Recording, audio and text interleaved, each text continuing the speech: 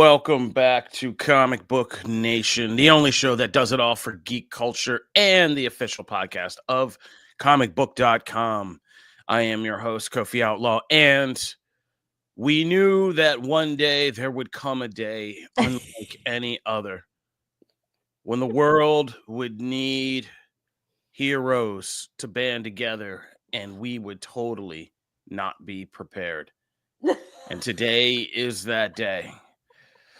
Yeah, this is going to be an interesting one today. So we are here, but we are all in semi-states of crisis. Our buddy Matthew Aguilar is headed into the ER. We wish him the best. It's thankfully he made sure we knew it wasn't his wonderful wife or daughter that was under medical care. Unfortunately, it is him. He is not doing so hot today, so we're wishing him the best.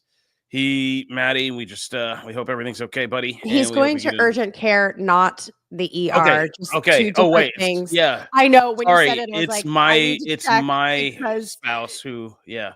Yes. My spouse might go to the ER. So there. Yeah. We were doing a lot. Well, that's horrible as well. Yeah. It's a day already. So we got a lot going on, but we still are here. We are the only show that does it all for geek culture. We're here every week. And so Janelle Wheeler and I are holding it down today. We have a review of the new horror film, The Monkey, directed by Osgood Perkins, who also made a little film that's also re-blowing up called Longlegs. So mad at you. Oh, did you watch it? I 50-50 didn't know if you were. I did. I know, but... Girl, nobody made. I don't know if you've ever met you, but you can't. Nobody really can make you do anything, God. So I just tell you, and I 50-50 cross my fingers. I'm like, I hope she did, but I know it was a horror film. So Lord, that was rough. Anyways, okay, so we're gonna talk about Longlegs. We're gonna talk about Ultimate Wolverine. But up first, we got to talk about some news. Check in, and we're also gonna check in with some of our favorite TV shows. So let's get up with the news first. As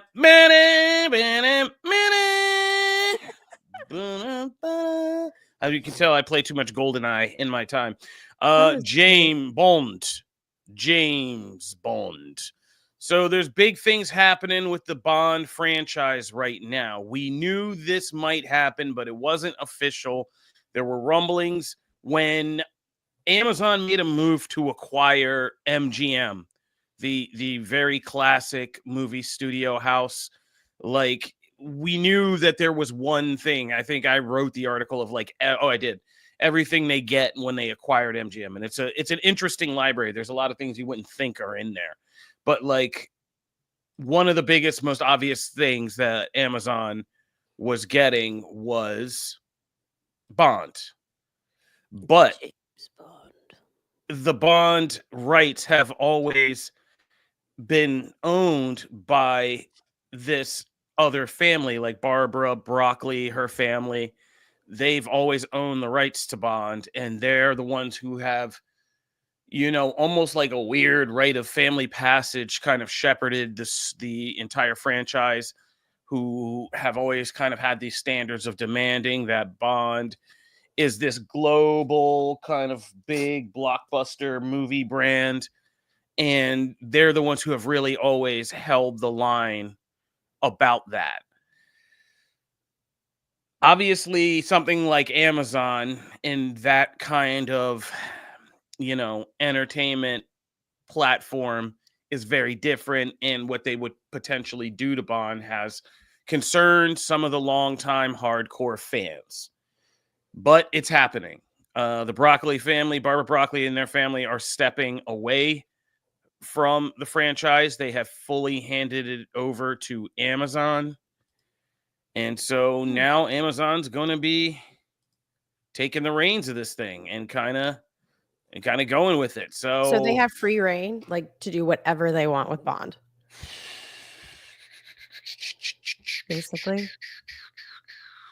I'm trying to be very careful. I'm trying to pull up some good articles that we wrote so I can be very careful about what is going to happen here. So yeah, they have Amazon has full creative control of the Bond franchise now.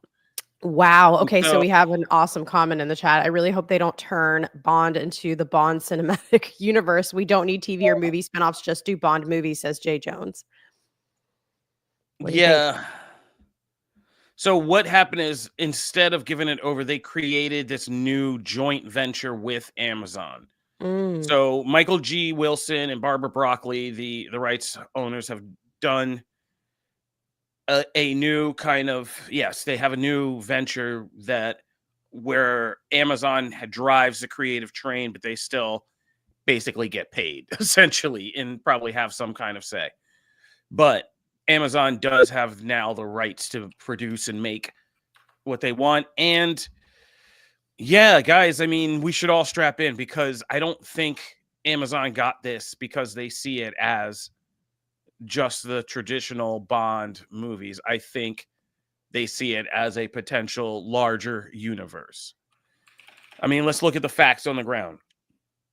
Amazon pumped a ton of money into that Russo brothers, kind of modern Bond spy thriller cinematic universe of Citadel, which didn't hit Oh really. God, that was such a So, shame. yeah, didn't really hit. I But didn't like Mr. and Mrs. Smith either. yeah, you were down on Mr. and Mrs. Smith, which Yeah, was yeah. but I forget. Reacher, yeah, Briarwood, good Yeah, but we point. got Reacher, but like, yeah, Reacher is simple and it's straightforward. And the reason Reacher exists is we were here for that. Like, we were some of the first people to hop on that Reacher Mm-hmm. train, mostly because we weren't allowed to cover Marvel back then, and like we needed to watch whatever we could. But during the pandemic, but Reacher was a pandemic era show that like really hit. It was like Severance. It was people taking the restrictions of the pandemic and filming and finding this cool way to kind of use that to their advantage. So if you go back and look at the first season of Reacher, it is just all in that town, and it's like the diner, the hotel room, this house, the diner, the hotel room, this house, and like Mm-hmm. one or two people there. So Reacher was easy to produce. That's what I'm saying. Like, it doesn't cost as much, and you can make a good season because it's mostly just paying for Alan Richardson's the amount of chickens he's going to eat, and all of that, and it's like most of your production budget. But these larger franchises like Rings of Power, things like that, that's a different scale. And Bond is definitely on a different scale. So there's a lot of ways to play this. I, for one, am curious because I know Amazon I've known about the Amazon schemes for at least a decade now. Like, Amazon's whole thing is they want to lock up a corner of entertainment with like all Amazon exclusives, right? So Mm-hmm. they want like Amazon movie theaters eventually. And they have a couple of them, I believe, around like Oh New my York and God, other places. I think they already exist. interesting. So like I think I could see something like Bond at first, them just going with like more big films, but having them show like exclusively in like Amazon theaters or some kind of Amazon projection system, some kind of thing that ties in with their brand. You know what I mean? Yeah. And begins to kind of integrate Amazon into the theatrical for like, system and framework. But yeah, you should also be prepared for a whole universe. You should be prepared for spin-off shows. You should be prepared for young James Bond, the TV series again. Like, you should be prepared for these things because it's gonna happen. It's gonna happen. We're gonna see it. Like, after Penguin, there could be a Goldfinger origin series. You should be prepared for all this nonsense. So yeah, I think I'd be very surprised if Amazon is going to kind of instead of hardware its way, try to software its way into the theatrical game as a studio. Like, as Mm. if they're going to actually just keep the traditional model, but just, plaster it all with Amazon, presents, Amazon Studios presents. Mm-hmm. I could see that because if they win any kind of awards or break box office, they could get themselves an entire studio legitimacy. So Wow. there's a lot of ways to play it. I'm not sure what they're thinking. What do you think? Are you a big Bond? I forget. Are you a big Bond girl? I'm not like super into Bond, but I have like that inner respect for like the early Bond. And like, obviously my parents love Bond, and people actually say that Max looks, or my husband looks like Daniel Craig sometimes. So I don't know. It's kind of like, I feel like Bond is just a historic thing that has to continue. It has to live on, or else like what is happening? But I'm kind of with Jay Jones in the I'm loving your comments, Jay. Jay said Bond has endured specifically because they focused on movies and haven't diluted the brand over 60 years. I totally agree with that. And like even when I would hear an announcement of a new Bond, even though I wasn't like, oh heck yeah, like this is my stuff, I was like, oh, it's gonna be good. Like it's gonna have great like imagery, it's gonna have awesome action, like it's gonna be a fun, thrilling, action-packed film. You know, I never worried about it. So I'm a little worried about it now. You brought up, you hit on a word early on in your breakdown, and that was historic. Mm. And that's another element we haven't gotten into or dug into, is the cultural element of all this. Yeah, yeah. There is more panic, I think, overseas in the Oh, UK. Bond is one of their big that's true. cultural staples, and it is Wow. now in the hands of an American company and Jeff Mhm, Bezos. mhm. And so they are understandably upset. I mean, they feel that it's a little bit of cultural theft. I get Um, that. I do too, but I'm always careful, because then we can go and be like, yeah, look at the British Museum. Like, But what do you it's think just that is? such a long-standing Yeah, like, franchise. It's not that it's we wouldn't do that for every single one, but it's just that this one is just so, like, yeah, UK. Like, this is the British lifestyle, like, this is their yeah. thing. So, Um, so I don't know. and it's just the optics, of course, of just having like this American, crazy super company now just eat up this cultural icon. So it's not the greatest time for those optics, but here we are. So this is what's happening. And yeah, in the end, those dump trucks full of money, they got Krusty the Clown, they get us all. So, oh man. But yeah, I mean, there are some fun things we could do. Like, I would love, people are saying in the comments, and we are going to talk about Reacher season 3, but I wouldn't be mad if I saw James Bond go to America and meet up with an ex. He needs somebody off the books, and he meets up with a You really think that would happen? ex-military policeman. It's Amazon. They have it all. They can. That's my whole point now. Yeah, we could do all kinds of weird stuff like that. Well, our next tidbit Bond of drives an news. Aston Martin through the time portal. It ends up in Middle Earth in the Second Age, and we find out that he is the one that actually started the kingdom of Murdale or something. I don't know. It could be a lot of stuff. So Well, we'll see. We'll keep Bond our and fingers Citadel. crossed Yeah, that it's Bond good. Citadel crossover. That'd No, be crazy. no, No, we don't need Janelle, that. no. We don't need that. We're good. Uh, I'm ready to oh move man. past this. We're good. This is Uh, just we can say what if a million times, but we won't know until it happens. So, and we're just concerned. So I yeah, think that's agreed. the final consensus. We're concerned. All right, let's go. But I'll move us What do we into the have? next topic. Yeah. Yeah, I'm excited about this. I actually think this is really cool. Well, I'll just get straight into it. There was a beautiful posting on Instagram from James Gunn. It was a photo of James Gunn with his buddy Zack Snyder, and he was quoted saying that he was a pleasure catching up with Zack, and that he is a consummate filmmaker and a consummate storyteller. And I agree with this. I do love the Zack Snyder stuff, by the way. Like I love the Snyder DC stuff. I do. So I don't want to sound biased or anything. But I do love it, and I really appreciate that respect coming from James Gunn, because I love James Gunn as well. So this just made my day. However, some fans are speculating that this means that Zack Snyder will come back to the DCU under Gunn's supervision, I guess, leadership. And my opinion on that is that ain't happening. I really don't think that's going to happen. I don't think one photo on Instagram gives us that, but I understand people getting excited. And why are they hanging out, and where are they hanging out? I mean, it's literally a wooden room that they're standing in. So who knows? What do you think, Kofi? I see that look. You're one of the ones that think this could happen, huh? No, hell Oh, okay. no. Hell to the no, no, no. I was sitting here sipping my not tea, just some seltzer, but minding my business, sipping my seltzer is what I've been doing over here. Is that a spiked seltzer? No, it's hell Dang. no. I was gonna say, you're getting Girl, down on it's Friday. I'm 8 o'clock in the jealous. morning. No, it was seltzer and fruit punch Jarritos, if you must know. It was just something to get so I could get my voice going because it's 8 o'clock in the morning here in Nashville. And my voice would normally be like, "Hey, welcome to Comicbook Nation." So I had to get like kind of, gotta wet it up.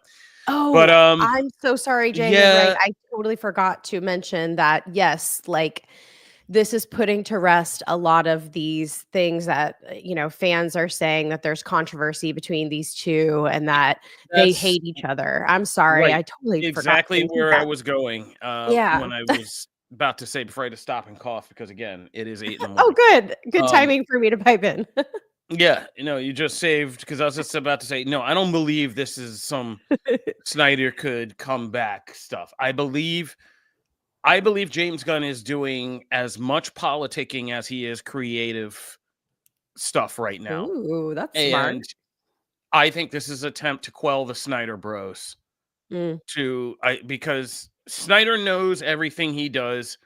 Like to a certain extent, it's hard because I don't know these people personally and I can't say this with certainty. It's just one of those I know what I know things. And like Snyder has gotten to a point where he enjoys to a point knowing he has this fandom, knowing he can spark that at any point Oh, with a yeah. photo How can drop, you not with a love that? comment, anything he does, he knows what it's going to be. And so like and he also knows what his silence can do sometimes. Mm. When they're raging, he sees them raging and he knows that he could just speak up and say, "Hey guys, I love you guys. Just calm down, let James cook." Do anything like that. But he doesn't do that. And so he's always played this weird kind of Drake game of sneak diss. Like you don't know what that means, but I wish Matt was here. But of like kind of like sneak dissing without doing in absentia. And so I think this is like Gunn working out and being like literally like, bro, take this photo with me. Like, help me calm these kids down. We're just trying to make a thing. Here's some dailies on Superman. You don't have to hate me. Like, I think you're gonna like this. Like, and Snyder's probably like, it was pretty good.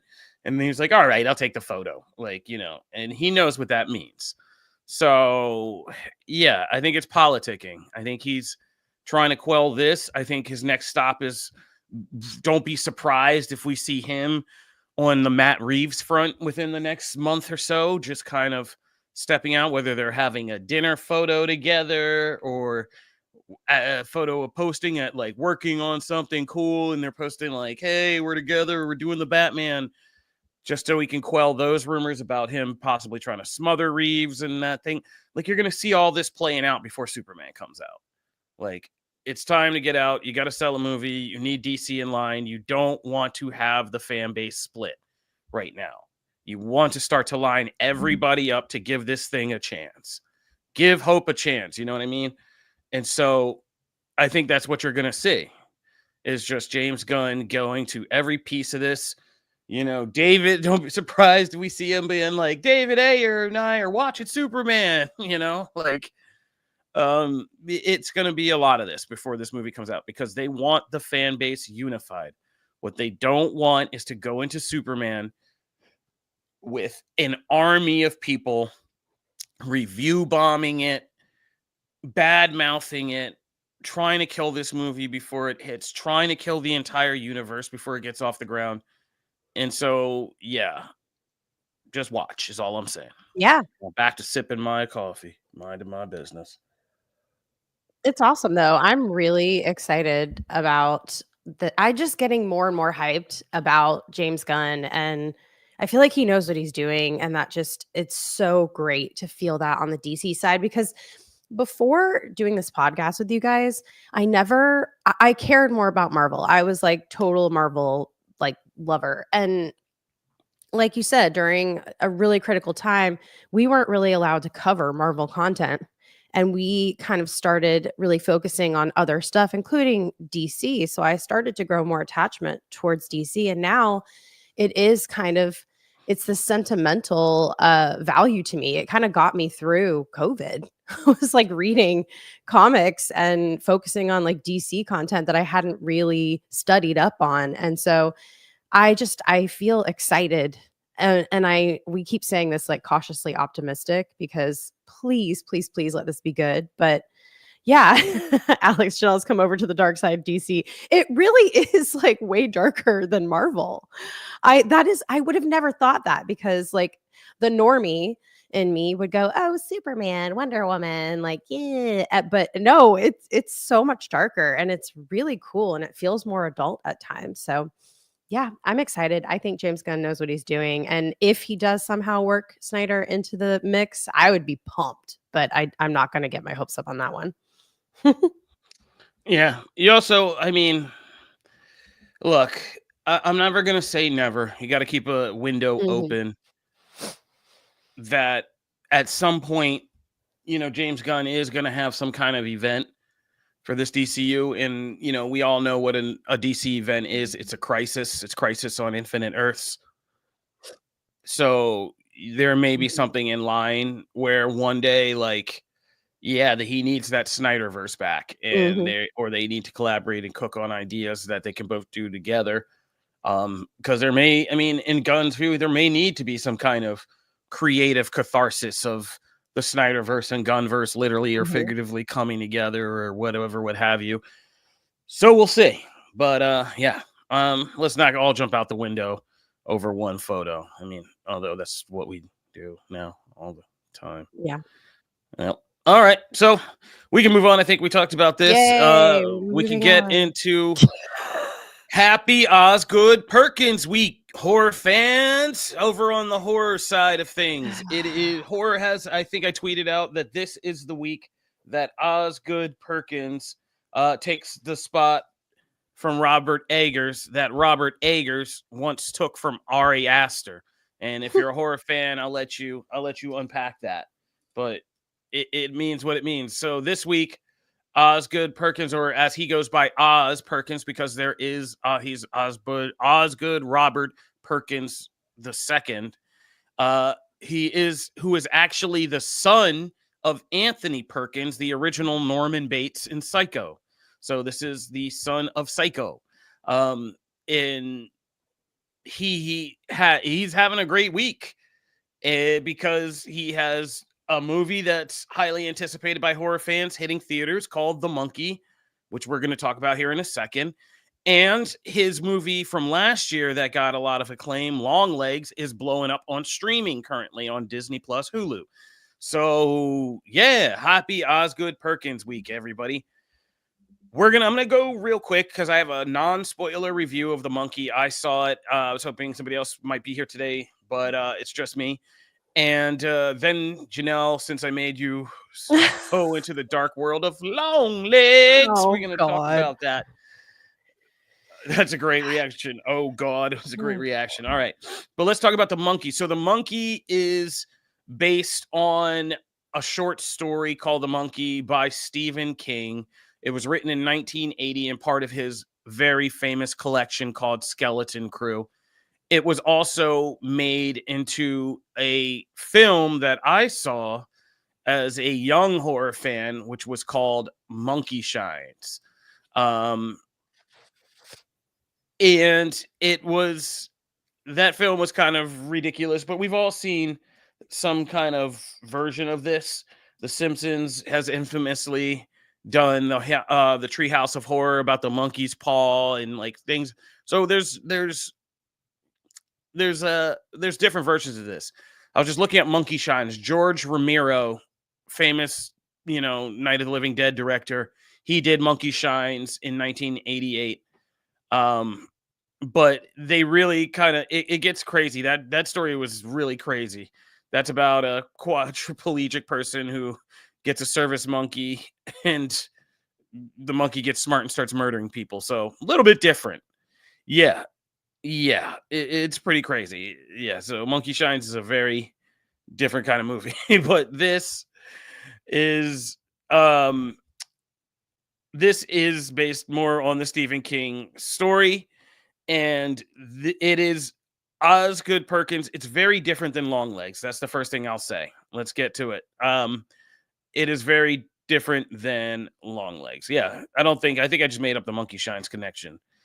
Oh yeah. Anyway, spiraling over here because I'm trying to read. Yeah, I made up the Monkey Shines connection. That was a whole different film. That wasn't about Stephen King's story. This is the only adaptation of Stephen King's story. Ugh. Right. So, Dude, I it is had one very of these different. I had one of these little guys when I was Why? little. I don't know. I honestly have no idea why, because I hated it. It was creepy. It freaked me out, and it was ratty as heck. I think my dad's friend gave it to us or something. I don't know. Oh god, why did I have one of these? Everything about that story was creepy. Like every single detail of that story is creepy. He had like a ponytail, and he was like a single dude. Yeah. All right. Yeah. I mean, it was the '80s, so like he looked like Phil Collins. So I hope it didn't trigger Anyway. you with Longlegs. He wasn't Longlegs, right?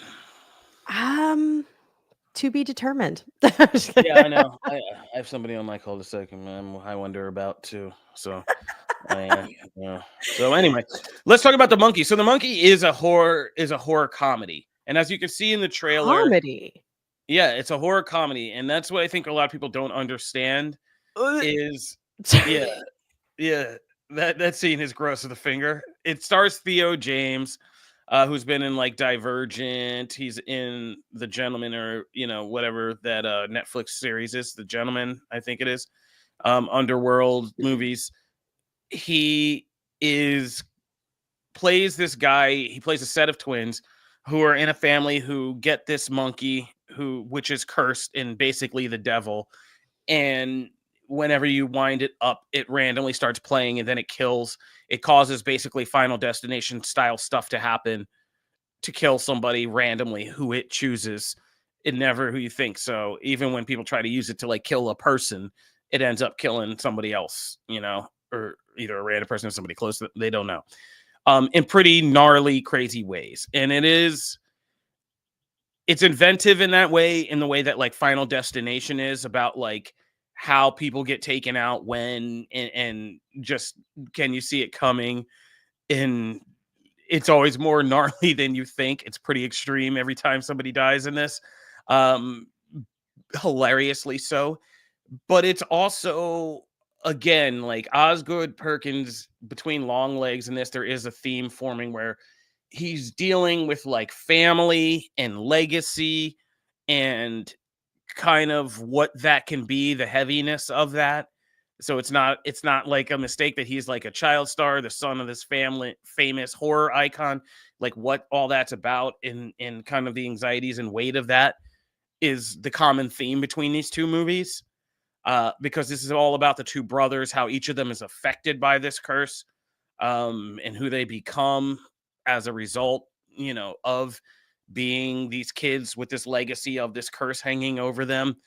It's really about that, and their reaction to kind of extreme, horrible things happening around them is kind of, I feel like, a personal joke about the director, who was raised again in this legacy of, what is it like when your father is the image of madness and murder that like define the generation, and you grow up with that and that imagery and that stuff around you. I think is a very personal kind of dark joke movie about his own kind of life and perspective, but it's really funny. And it's pretty gnarly for horror fans, because like I said, the kills in this are so gnarly that you're like, whoa. But like the characters, and understandably so, Theo James is great in this because he has lived a lifetime where he's just basically become isolationist.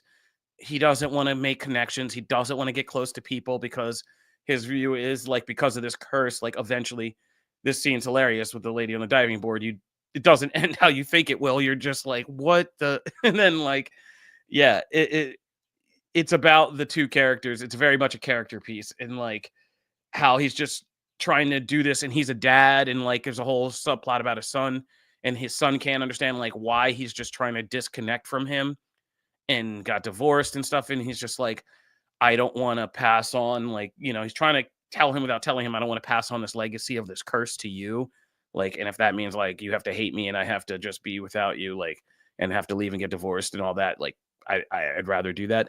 Which is like, as a parent, like that's a thing. That's you're laughing. I'm not saying I want to ever leave my child, but No, like, it keeps showing the finger thing, and I have oh, to look sorry. away. No, it's so great. It's like Oh, that's every few taking seconds, I'm like, again, the movie, that's the funny part of this movie. Like, I don't want to spoil any of the kills for the horror fans in the audience, but like the rapidness with which things go from just like a normal scene to something suddenly happening.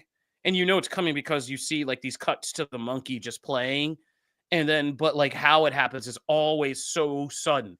It's like bang, boom, poof, like somebody blows up, and you're just like, whoa. Tropic Thunder? You remember yes, Tropic Thunder? of course. Remember Steve Coogan when he's walking? He's a director, and he's just walking through the field. He's giving a speech about the movie they're going to make, and he steps on the grenade and suddenly blows up. Yes. Yeah, imagine if that was like a whole movie. Repeatedly, that was like a whole movie. That That's so one scene funny. stretched out into like a whole horror movie, and this is what this is. It is Love just it. people like walking around doing stuff and being with Theo James and being like, yeah, yeah, yeah. And then something happens and you're just like, whoa, and that person's dead. And he's like, and then Oh like, my yeah. god. So it's I funny still how tonally different it is from Longlegs, which is, as we're about to shift into, one of the darkest kind of dread atmosphere type experiences you can have. This one's a little bit more dark humor but like funny but gross. And Osgood Perkins is an interesting new horror director, kind of finding his own. Good cast. Theo James, Tatiana Maslany, who plays She-Hulk, is in this. Adam Scott has a great cameo from Severance.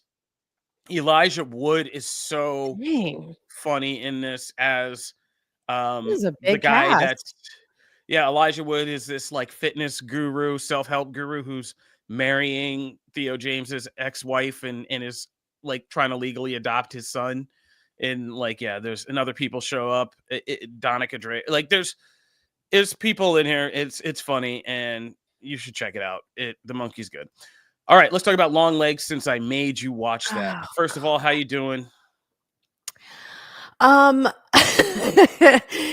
This is why I did not sleep last night. It's so funny because like I don't think it's like necessarily the scariest thing ever. I feel like in comparison to maybe some of the other horror things, it's not as scary. It's just freaking creepy and makes you think, and then you just like hold on to it, and it just I will say this.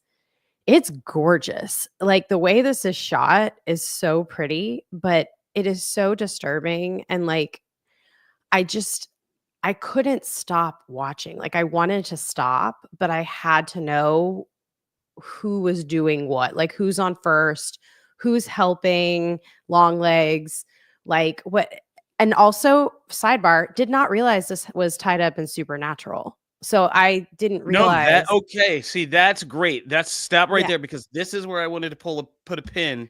How were you with that? I actually like that a lot. It makes it less freaky to me and more intriguing. Because like I'm into the supernatural stuff. I hate like murder and like serial killer things, like IRL stuff. I don't like it because like I always envision that this stuff really does happen, and it just I don't like it. So putting some supernatural on it makes it less, I don't know, real, I guess. I mean, it's more palatable. Little Yes, spice to make it more palatable. correct. Yeah. The twist So of the mall really was like shocking for me. I guess I don't know. I kind of went down this rabbit hole of looking up other people's reviews, and people were like, "Oh, that was predictable." I didn't know. I really no. didn't. It so that's what I was interested to talk to you about, because this movie, and this is a case of you getting to kind of just experience it and just press play on streaming versus the rest of us in the marketing campaign and all of that Oh, yeah. last year. This is one of those that was teased as, the scariest movie in years, one of those. But it was also kind of, because people couldn't spoil the twist, it was hyped up as this new Silence of the Lambs, Mhm. female FBI agent in this kind of male dominated field taking on this crazy serial killer. And that's how it was marketed. And so a lot of horror fans, myself included, got into this film and we're like, okay, it is this atmospheric dread. It's kind of this thing, but like, where are we going with this? And then when the twist happens, it was so jarring to so many of us because, like you said, you just kind of illustrated inadvertently like this, the psychological phenomenon of horror. Like, you can take one kind of horror, but you can't take another. And everybody's like that. I don't do torture porn because I don't like mess. I don't like seeing the human body turned into mess. I that specifically, like, really, Hannibal Lecter doesn't bother me. His neat approach to like carving up humans, I'm like, I could watch that. But like somebody Mhm. put it into like a meat grinder or something, like, I don't want to see that. Mm-mm. I can't handle that. Mm-mm. So I can watch some kind of horror. I can watch a cult horror. And there are people who are very like religious who never want to see a cult horror. They are Oh, like, yeah, I don't didn't you even think come about near. that. Yeah, they don't. I mean, here in Tennessee, especially, like, don't come near me with anything that has the devil, and the devil can't. I mean, we have like specific rules in America that the devil can't win in the movie. Like, really, like, that's like a rule. It's crazy, and so there's this weird psychological flip, and so like a lot of people could not handle that. It Mhm. was very jarring for me when I first saw it. I was like, wait, Yeah.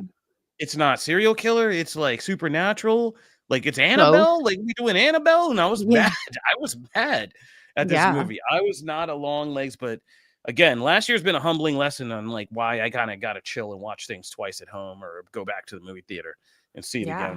again, by myself.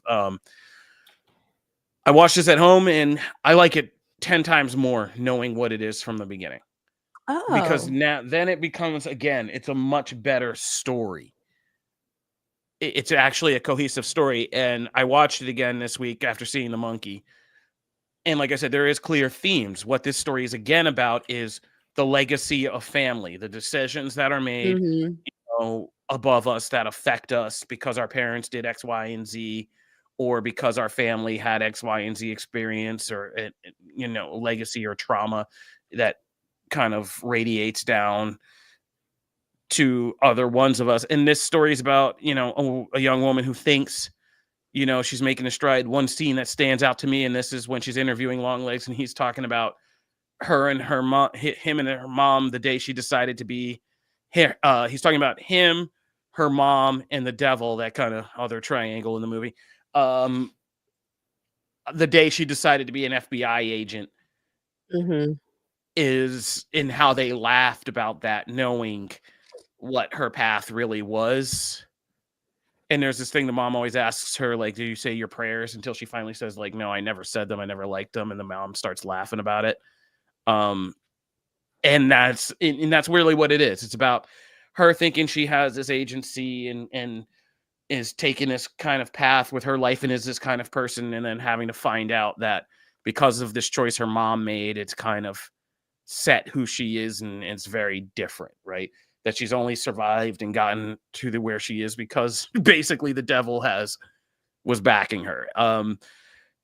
So yeah, it's a crazy theme in these stories that he's telling, but I like this movie 10 times more seeing it again and knowing the twist and being able to just kind of see how it was actually woven together and how tight it is from the very beginning of of like what story it's really telling.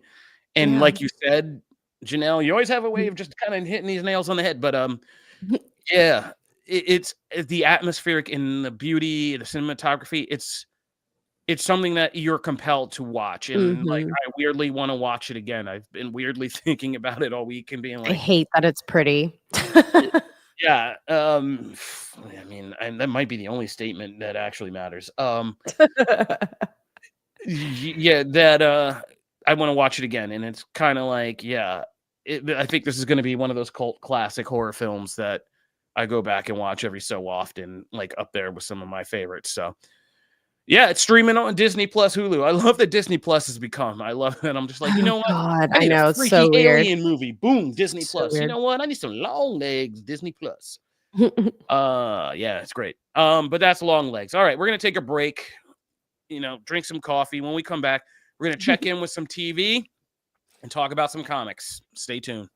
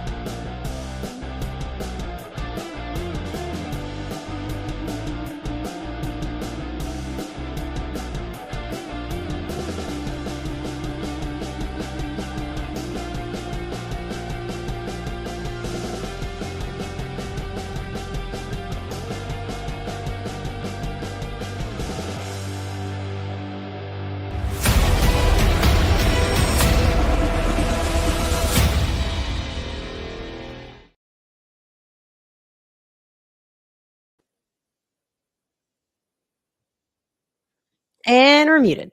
I had an awesome intro right there too. I said, "Okay, Reacher." Reacher is back. Did you get a chance to check out any of this? I did. Yes, I watched episode 1 and half of episode 2, and I wanted to Wow, keep watching, but I had you to are try to on sleep. point. Yeah. I'm halfway Thank through God. episode.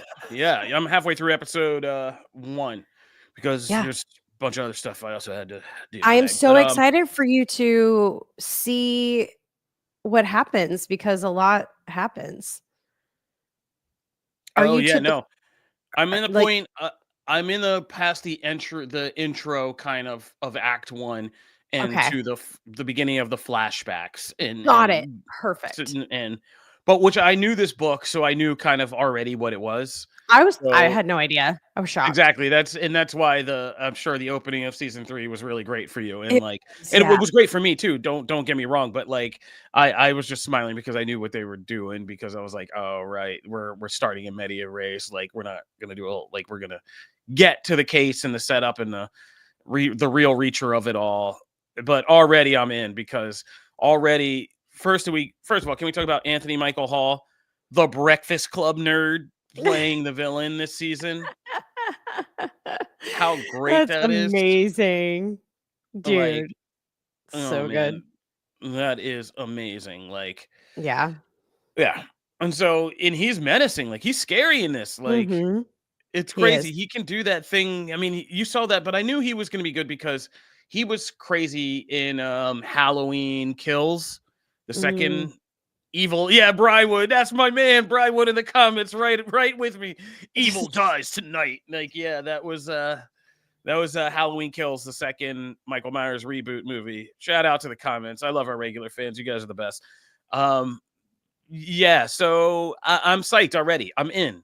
Like, this show is in, they call it now dad TV, which I guess it fits. I mean, Really? yeah, this Yellowstone, a couple other show, Tracker, things like that are called dad TV, It's really funny CSI, because I told my husband last night, I was like, dude, you should really be watching Reacher. I feel like you'd like it. He's a new dad. Well, let's see. Hey, we all morph, man. We all morph. One day you're watching MTV Spring Break, next it's like, oh, that Reacher's back. Okay. They probably don't even have that anymore, Kofi. Hey, I love everybody's it. saying Zach G. Everybody's talking to me in the comments like I'm crazy. Look it up. Just look that up. Let's Google it together. Singled out Dad is where it's TV. at. Yes. Oh, first article, stop calling it Dad TV by Slate. Oh my god, that's so The next funny. article, Vulture, Dad TV is for everyone now. I love it. I love Yeah. Reacher. I think this show has so much potential. It's Yahoo. what? Reacher Yellowstone are among shows dubbed Dad TV. I feel like we I should be feel like writing the about show this. doesn't take itself too seriously. Like it is serious, but it doesn't feel heavy in the way that like there's suspense, but it doesn't like bog you down and make you feel deflated and like uncomfortable and upset. Like it's just action that is almost like bubblegum, like easy to digest and you really, really like it. And you can totally binge it and it won't keep you up at night kind of thing. Yeah, I'm not gonna hold y'all, but Peacemaker is listed under Dad TV. Yeah, and you're absolutely right. It is, and they found the rhythm, and they found Mhm. the character, Totally. and they totally let Alan Richardson just cook with this now. They're like, all right, roll it, get in there. And he just does the thing. And already, like, just seeing him and that bigger guy in the security booth, just already just sitting there being like, I can't wait till this goes down. And they go at it. Like, it's going to be great. And so I also like how they nailed the kind of both aspects of the character better than anybody has before with like him. Like there's an early scene with him defusing a situation with a kid who a would-be robber, and it's just you remember that this guy is like observation, details, things like that are what his specialty really are besides being like a big bruising kind of guy. Mhm. Yeah. No, yeah, honestly, like, he's intelligent, but, like, he doesn't like, I would imagine that he's a big galoot. Like, he's like Gaston or something, or that he's just not intelligent, like, he's not secret agenty, and then it just flips it on its head for me, and I'm like, "Oh, he's so freaking smart, like, how did he think of this, and how did he do that?" I think this is such a good show, it's so fun too. I'm having fun with this season so far. Yeah. I see people in the comments saying we should have gotten him in the big franchises, but I don't think so. I think Alan Richardson found his niche right here. I And would this love is him as like, Batman, though, I love that oh suggestion. no, that would have been crazy. Yeah, that would have been There's crazy if still he was a time. big Batman, as a big bruiser Batman. But like, he Dude, would also be yes. good as Daddy Batman. I think like he'd be pretty Yeah. good as like him, like and Damien squaring off would be funny. Oh my Um, god, yes. oh yeah, and That'd be Smallville fans so good. still repping him as Aquaman. I mean, dude, if they had just given him a real suit and that haircut, bro would have been Aquaman with a trident. I could have totally. Oh, yeah. And so, I mean, he yeah, I could mean, he can do really anything, play but so many. he's really good here. Yeah. And he's Yep. just kind of a good dude. I love that, like, there's a sector of society that has, like, repped for Reacher, but hates Alan Richardson because he's so outspokenly kind of, like, progressive. And, like, he's just single-handedly, like, taking on different characters of the, like, political world. It's hilarious. But, yeah. Great show. We recommend it. Go check out Reacher. On the animation side, have you checked Yes, in? I caught this finale. I'm telling you, I was on it except for Invincible. It's the only thing I missed. That's okay. Gosh, this finale, Doctor Strange has Yeah, entered the building. I was surprised by how much I ended up liking for Your Friendly Neighborhood Oh Spider-Man. my gosh, And me too. yeah, and they did some big things in the finale. I was surprised by the sophistication of this finale, kind of coming back around to the season premiere and doing Yeah. a I didn't know we were gonna do Full timey-wimey. I didn't see circle, that coming. man. Yeah. Yeah, I thought it was, like, other dimensional. I didn't know we were like, again, we were doing timey-wimey, so that was kinda surprising. But, no, I feel like they hit their marks with just making me accept, like, this new version of this Spider-Man universe, the characters in it, like, what all is happening there, and setting up some interesting arcs. And already I'm in for season 2. Like, we see the Doc Ocks, we see the Venoms coming, we see the Green Goblins coming, like, but like good Spider-Man stories, that stuff will be rooted in personal connections that make it all kind of more impactful. Like this in this time when Norman Osborn or Harry Osborn flip out and become goblins, that's going to be sad. Like that's going to be impactful. Um, or if they go the classic route of Norman secretly being the goblin and Peter not knowing that Mm, for a long time, mhm. like that's one of the best Spider-Man stories and one of the best stories that got me into comics in the first place was the mystery of the Goblin and all that. So Heck yes. yeah, man, I'm They set up psyched. so much in this Yeah. finale. I mean, so many Even- villains, so many storylines. Who knows what we're gonna get first? It Did you might just catch The be Watcher? yes. Yeah, all our But Marvel I have to say, animation. I didn't catch it on my own. It was I was You I interwebs. yeah. I wish that I caught it myself, but I'll get there. I'll turn into an Well, expert one of these days. hey, man, you're a good commentator to openly admit and not cap on the mic and just be like, But, yeah, it was really I exciting. saw that. I'm just saying, like, I love Doctor Strange in this, and, like, if only the MCU would give more of, like, Strange just give him more of a heart and better stories. Gosh. Yeah, well, Doctor Strange is one of the ones that's been cheated, and after seeing The Gorge, I'm just so mad about the Scott Derrickson of it all. Like, we could have Mhm. had I something agree. great. I I hope they completely bring him agree. back for 3 and he gets to do the Dark Dimension because the God, please. Gorge again, like, I was Can we freaked sign a out the entire petition? time. Let's We get a can. petition going. Someone We can. get a petition going for the All for him right. to return. Invincible's still good. I'm still digging season 3. We got to see a callback to a great episode with Titan and those street level heroes, Machine Head, and all that. But the real meat and bones of it, of course, was seeing Mark and Adam Eve kind of finally united as a team and doing stuff as a team and a couple, and that was cute. So go check that out. All right, let's talk comics. We got time for one before we get out of here. We're gonna keep this short and sweet today. Ultimate Wolverine. Yeah. What did you think? I'm still very much in like just how the Ultimate Universe is flipping around these characters in these situations is phenomenal to me. Yeah. For the most part, we're going to leave out X-Men, but the action and just the kind of the backstory and the tragedy of seeing Logan kind of taken down this path, I think is really good. I think there's so much in these first 2 issues that don't.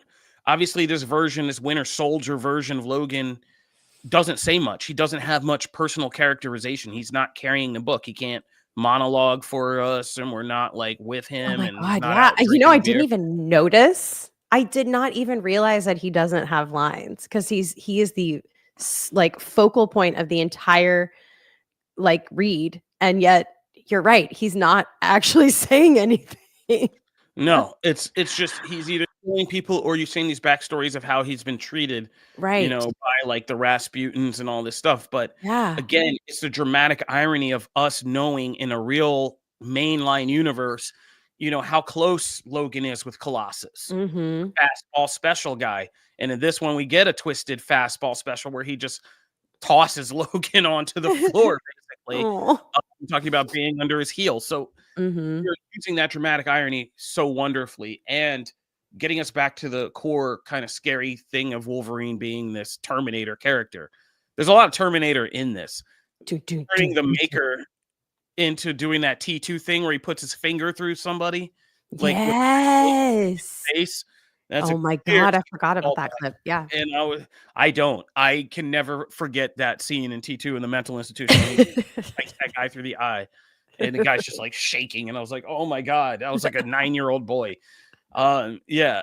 So this comic to me is just, it's like Ultimate Spider-Man. It's kind of stripping us back to something core or essential we like to see about character. We like to see Berserker Wolverine.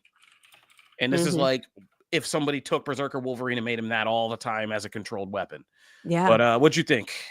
Oh my gosh, I'm just loving this so much. As a matter of fact, when you were chatting about it earlier, saying that you're really happy with all of these Ultimates, I'm actually kicking myself that this is the only one that I've read. So I kind of feel like I need to message Matt and be like, hey, I want to read some more of these. Which ones are the best? Let's go. If you have recommendations, let me know. But yeah, this is...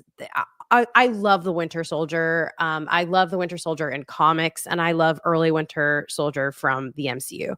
So any kind of sentiment of that gets me really excited. Like, he was in my top 5 favorite heroes or anti-heroes, whatever. So until Bucky Falcon Winter Soldier kind of ruined it for me. But I digress.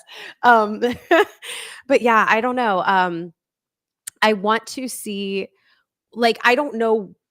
There are certain things that I don't understand. Like, I don't really understand why mutants are against mutants in this. Like, it's so much easier when they spell it out, like mutants are against like humans because they've been neglected and abused and all these things. But like, it's that whole thing. The details I actually don't really, I'm not following, but I don't really need to because I'm just excited about the story. I hate seeing Magic be mean though, because Magic was like one of my favorite mutants, and now I'm kind of like, man, she sucks. She's so mean. But Magic's always kind of a bee everywhere. Yeah. She's got that spice all the time. Yeah. That's what you love about her. Like Yeah. Ilana's always She's usually on the good she's side. feisty, So yeah. like, yeah. But she knows she's carrying that big sword, and she does. You know, she remembers that at all times. Yeah, it is. Like we said, I think we're circling it, but it's the twist on those characters. But that gets you right. Seeing It does. Ilana use her personality It in makes that me way, frustrated. Yep. it is domineering, like over Logan. Like it's Mhm. crazy. But I like what they're doing, even in that long transcript at the end. If you read the email Oh, I section loved of that. this, Yeah.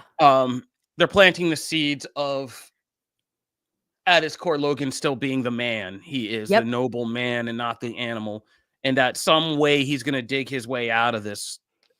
We see those seeds already, and that's the part that's going to really bring about who Wolverine is. That Logan fights every day to keep that noble man at the forefront of who he is, and not this beast, which is the metaphor of why we all love Wolverine so much. So yeah, man, great book. Chris Condon, Alessandro Capuccio is killing it on the art. This is great stuff. Check it out. Did you read anything else real quick before we get out of here? I didn't. That's it for me this week. But I am watching The Bachelor, so if anybody wants to chat about that, hit me up. All right. And SNL. We should mention SNL 50. You want to get into that? Yeah. I mean, SNL I 50? just want to Let's say, do it. I really liked it. I really enjoyed pretty much everything. I've watched the music episode where they showed all of the music over that the was past 50 years. fantastic. That like hit me in my feels. And then seeing all these people return for the actual anniversary special, I've really enjoyed it. I don't think listen, people are out of practice. Some people are better than others, but like just seeing them there makes me happy. No, I mean, Bonnie Ray is, getting older, but like she still did the thing. David Byrne in Arcade Fire was fire. There were great performances. The younger ones, like Sabrina Carpenter, people like that were good. Like Adam Sandler's song literally got me emotional when he talked about Farley or sang about Farley. Yeah, Farley and Norm Macdonald, and the absence. But I think I've heard people say, and it was true, SNL's 50th anniversary weekend managed to drown out the NBA All-Star weekend. Oh my God, you're right. Crazy. My dad kept saying, "Hey, are you watching like NBA?" And I was like, "Oh yeah, whoop." A distance nerding podcast. I think you guys underestimate. No, it didn't.